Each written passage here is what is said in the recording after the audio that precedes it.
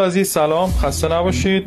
بابت تخفیفاتمون تا 16 اسفند 3 مدل آمپلیفایر 4 کانال براتون موجود کردیم.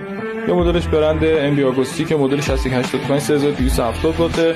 قیمت اینو گذاشتیم براتون 5100. یه مدل ام بی آگوستی گذاشتیم براتون 4 کانال 1700 واته.